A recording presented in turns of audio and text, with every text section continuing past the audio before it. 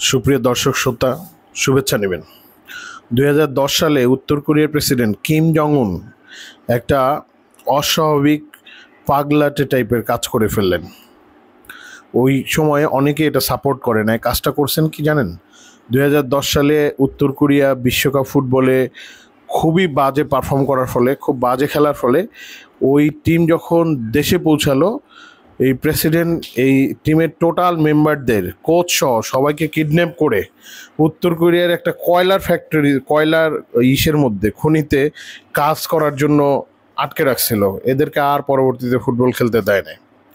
অনেকে এটা সাপোর্ট করতে পারে না, কিন্তু এখন দেখেন এইটা কিন্তু এখন অনেকে সাপোর্ট করে। কারণ বাংলাদেশ ইদানিং যা খেলতেছে ক্রিকেটে, ওই যে একদম শিশু দল আমেরিকার সাথে হেরে গেল সিরিজে এবং বাজেভাবে হারলো।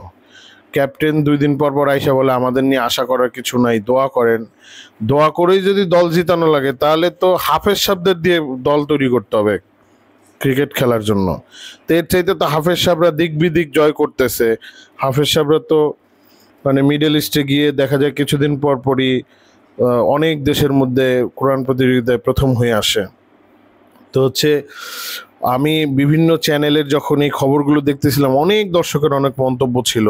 কেউ কেউ বলছে আমাদের আবেগ নিয়ে খেলা করে, কেউ কেউ বলে দোয়া করা লাগবে কেন।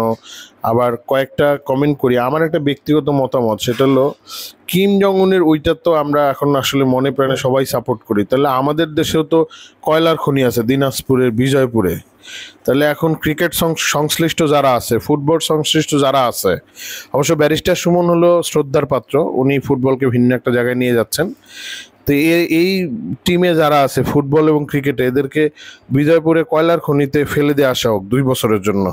এরা কয়লার খনিতে কাজ করুক, তাহলে বুঝবে জীবন কত কঠিন।